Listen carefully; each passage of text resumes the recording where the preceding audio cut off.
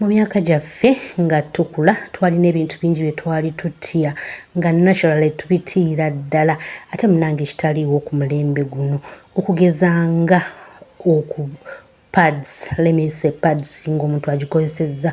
Nze nakula mmanyi nti omuntu w'osuula pad embwa n'egirya tozaala.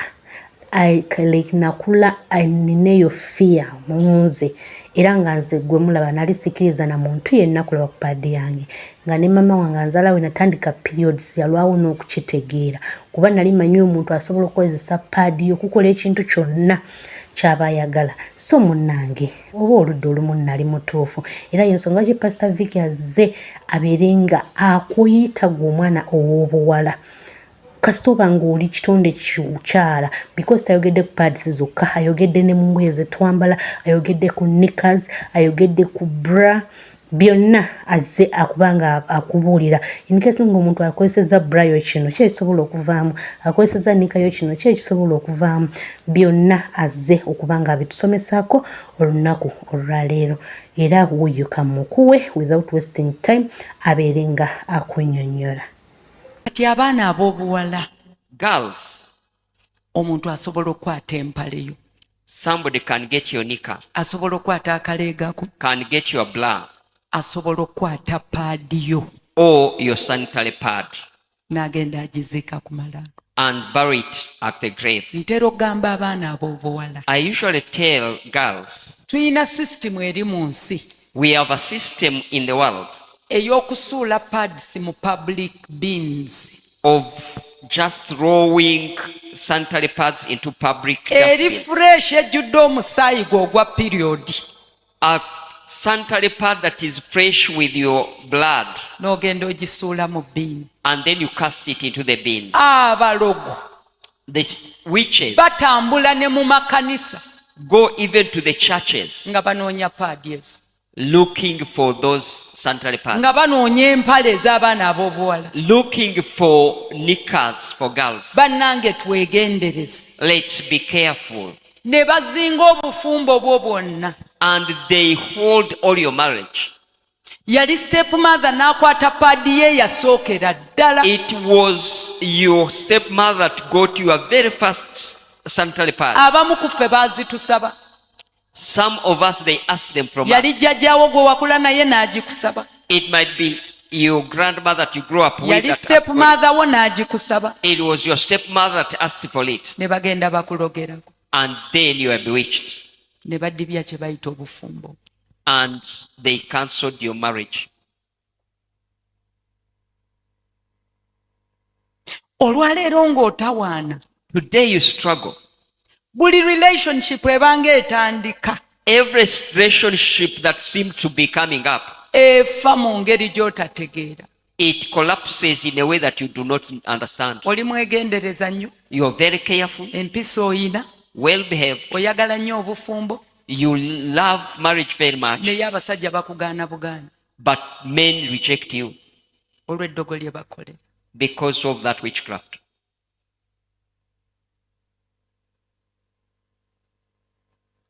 Mukama yeebazibwe. Praise God. Nga stepmother we yakwata omukisa gwe ogw'obufumbo n'agukwambula n'agwambaza abaana be.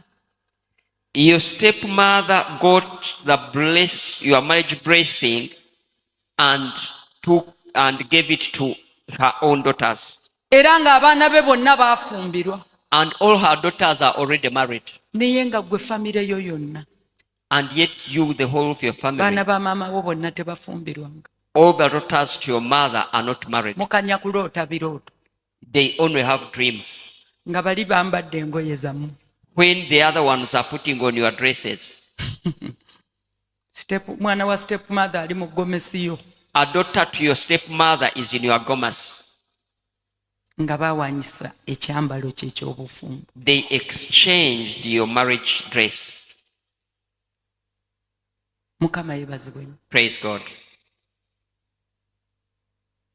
Ebirooto by'oloota byonna, All the dreams you dream, oloota oli ku lunaku lwa mbaga naye ng'omusajja tomulaba. you dream it's your wedding day but you don't see the groom. Oloota ogenda kuwasa, You dream when you're going to muli mu marry meeting ya mbaga and you are in a wedding meeting, nenga treasurer mufu. the treasurer is a dead person. Omwana omuwala yatugamba yaloota ekirooto. One girl told us that she got a dream Olwo boya amukwanye. because some man were dating her Bali mu kuteekateeka bufumbo. and they are organizing a wedding, N'aloota ekirooto and got a dream nga ayina we yali ayina ne gawuni ye. she was somewhere with her gown. Empewo y'akazimu n'eryoka ejja. Mugimanye eyo ey'akazimu? Then a whirlwind came, N'ejja and it came strongly, n'eryoka ewuuba ka gawuni. and it carried the gown N'egenda nako and took it. n'agezaako okugoba ne kamulema okukwata. She tried to pursue, but she did not get it. Bugenda okukya ku makya The next day, nga n'essimu y'omulenzi teriiko. even the phone for the groom was not on. Eddogo lifulula buli kintu kyonna. Witchcraft steals everything. Eddogo likuteekako emyoyo nga gigoba buli muntu yenna eyandibadde serious mu bulamu bwo. Witchcraft puts on you spirits that drive away every person that is supposed to be in your life. Omwana omuwala sirimwerabira. One girl I will never forget. Oyo bamumpitira mu service nali ndi mu overnight. They called me as I was in overnight service Ne bagamba jangu otuyambe. and said, come and help us. Abamu tukyegatta n'abasajja. Some of us were still having sex with men, Be tuyita ba boyfriend. the men we call boyfriends. Mu bulokozi there is no sex before marriage. In salvation tewali kwegatta nga tonafumbirwa. Oteekeddwa okukuuma obutuukirivu paka ku lunaku lwo olw'embaga. You must keep purity and righteousness until your day of marriage. Naye kati But oli ku mulundi gwa 99. it's your 99th time. Ne mulyoka mujja wano ne mutulimbira ku bituuti. Then you come and lie to us at the pulpit. Tujja okukwatira ku kituuti kya Supreme wano. We are going to arrest you from Supreme Pulpit. Wano wali kamera. There is a camera here. Zitangaaza. They see. Ne zituleetera ne zigamba eyo watermelon baagirumaaluma dda. And they will bring to us and tell us that that watermelon is already beaten. Bw'omala okulokoka When you get born again, oteekeddwa okwekuuma. you have to keep yourself. Oteekeddwa okufuuka embeerera ya Mukama. You have to become a virgin for the Lord. Omusajja yenna akukwana paka nga mumaze kugattibwa. Every man that vibes you, not until you wedded. Okuuma omubiri gwo nga gwa kitiibwa. You keep your body with glory. Katonda akyayira ddala obwenzi. God hates adultery. Era bw'oba obadde wano nga okyegatta n'abasajja ekyo kikomye olwaleero. If you're here and you're still having sex with men, stop it Bw'oba right oli away. wano ng'obadde okyayenda ku basajja abafumbo kikomye olwaleero. If you're here and been committing adultery with married men, stop it right away. Kubanga kikeereyesa obulamu bwo. Because it delays your life. N'oziyiza omukono gwa Mukama ogwandibadde gukuleetera omwami. You hinder God's hand that would bring for you a husband. Abanga ava mu ggulu ng'osabye nnyo Mukama n'aleeta omwami malayika agenda okutuukako ng'ate transport okudde mukuuli. And God plans to bring for you a husband, and as he brings him from heaven, and when he's about to come to you, then God realizes that the transport you cheated. Malayika agenda okutuuka nga renti musajja mufumbo yamusasula. The angel comes and finds that your rent, it's a married man that is paying. N'addayo n'agamba Mukama oli gy'otutumye ayina omusajja. Then he goes back and say, the one that you have sent us to is married. He has a husband. Ayina asasula ennyumba. He has somebody paying for rent. Ayina amutwala mu saaluuni. He has somebody that takes her to saloon. Ayina amugulira ebizigo. He has somebody that buys for her Vaseline. Katonda akyawa obwenzi. God hates adultery. Blessed are the pure in heart, Balina omukisa b'emitima emirongoofu, for they shall see God. kuba baliraba Katonda. Weekolemu omulimu. Help yourself oyanguyirize obulamu and quicken life. okabiire katonda akusumulule mu muzimu ogwo ogw'obwenzi. Cry to God to deliver you from demon of adultery. Akuggyemu omwoyo w'okukoowa. Take out of you the spirit of weariness. Basingo bangi nnyo tukooye. Many of the singles we are weary. Tulindiridde Mukama ne tuggwaamu amaanyi. We've waited upon God until we are discouraged. Ab'emikwano. Beloved, mu lugendo lw'obulokozi. In the journey of salvation, kya bulabe nnyo okukooweramu. It's very dangerous to be weary. Gwe muzimu sitaani gw'akyasinza okukozesa naddala eri abantu abanaatera okutuuka mu mukisa gwabwe. It's the demon that Satan has mostly deployed against people that are about to reach their destiny. Ng'omaze okusaba n'osiiba n'osiga ensigo n'obanga onootera okusomoka gwe muzimu sitaani gwakuleetera. Faith. Mu bulokozi. In salvation, nga bw'olaba nti tutandika na kukkiriza. The same way you see that we start with faith. N'olugendo tulutambula na kukkiriza. We walk the whole journey by faith. N'obuwanguzi tubuyingiramu lwa kukkiriza. We enter into victory by faith. Kkiriza Katonda eyakutonda. Believe God who created you. Nga yagenda okuyingiza mu bufumbo bwo. He is the one that is going to usher you into your marriage. Oleme kukoowa. And don't be weary. Omukkiriza emisana n'ekiro. Believe him day and night. Ekituufu kiri nti olabanga atalaba magenda go naye Katonda takwerabidde akuteeseza buli lunaku.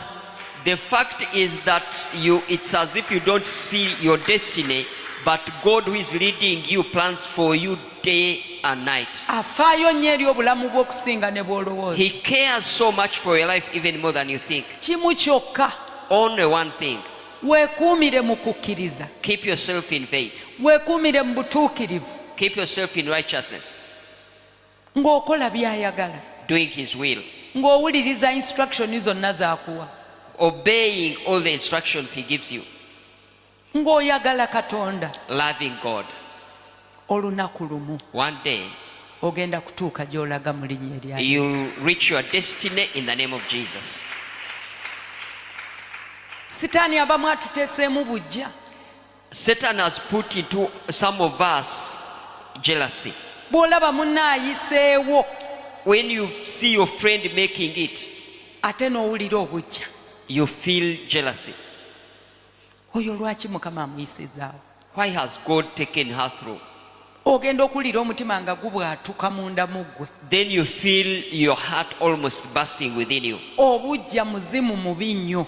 Jealousy is a very dangerous demon. Bukeereyesa. It delays. Gy'okoma okubeera n'obujja eri abaana ba Katonda. The more you have jealousy towards God's children, Sitaani gy'akoma okuziyiza obulamu bwo okukwata ku mukisa gwe weetaaga. The more Satan fails your life to get the blessing that you need in your life. Abeera akulyolyooma mu maaso ga Mukama. Because you'll be accusing you before God. Obanga naawe asaba obufumbo n'agenda mu maaso ga Mukama n'agamba Mukama oyo togeza n'omuwa obufumbo kubanga tayagala bafumbirwa. You go to him praying for marriage and then he goes before God and says, "Don't you dare give her marriage because she doesn't like it when others are getting married." Nzijukira bwe nali sinnafumbirwa. I remember before I got married, bwe nalabanga abafumbirwa, whenever I could see people getting married, nga mbaguka. I would rejoice. Olwo nga ngenda kusiiba 3. I would fast for 3 days. Dry fasting. Mukama, God, oyo ng'omukoledde. now that you have worked for that one, Nange nkolera. work for me also. As if okukolera oli gwabanga musango. As if working for the other one is a case. Nabanga nkyali awo omulala ne bamulanga. As I'm still there, they announce another one. Ne nnyunga waawe 3 endala. Then I enter into other 3 days. Okutuusa omwoyo wa Mukama lwe yaŋŋamba. Until the Holy Spirit told me, Vicky, sigenda kukolera lwa kubanga banno bafumbiddwa. I will not work for you because others have got married. Ngenda kukolera lwa kubanga ekiseera kyo eky'okufumbirwa naawe kinaaba kituuse. I will only work for you because your own time for getting married has come. Wansi w'enjuba buli muntu yenna alina olunaku lwe. Under the sun, every person has his or her day katonda lwe yatuteeseza that God planned for us. olunaku lwo nga lwatuuse When your day has come, buli muzimu guvunnama every demon bow, buli ddogo livunnama every witchcraft and buli sorcery muzimu bow, gwa kika guvunnama every ancestral spirit will bow. kubanga katonda aba yateesa ekiseera ekyo Because God will have purposed that time ng'omukono gwe gugenda kubeera ku bulamu bwo that his hand is going to be on your life. tuli ffenna ab'emikwano Are we together, beloved? katonda alina ebiro n'ebiseera bye yakuteeseza God has times and seasons he planned for you okuba ng'oyingira mu bufumbo to enter your marriage. kyenzikiriza What I believe, gwazze mu lukuŋŋaana luno you have come in this conference. wandiba ng'osemberedde ebiro byo n'ebiseera byo You might have drawn closer to your season.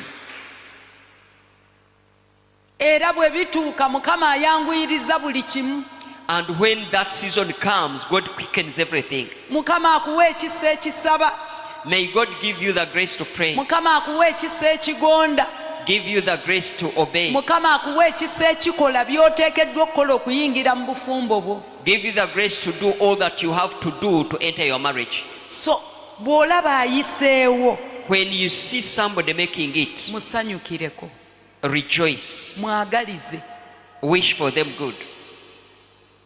kubanga kaba kabonero akalaga Because it's a sign to show nti bw'amala okuyamba oyo naawe agenda kujjewo that after helping, the other one is coming to you. kaba kabonero akalaga It's a sign to show nti nga bw'akoledde oyo the way he has worked for that one, naawe agenda kukukolera he's going to work for you as well. haleluya Amen. tokwatibwa muntu yenna bujja Do not be envious of anybody. wabula bw'olaba awangudde When you see somebody overcoming, mwegatteko mangu join them quickly. musanyukireko Delight for them. anaaba yeeyongerayo As they go forward, nga naawe osembera ku layini you're also getting to the queue.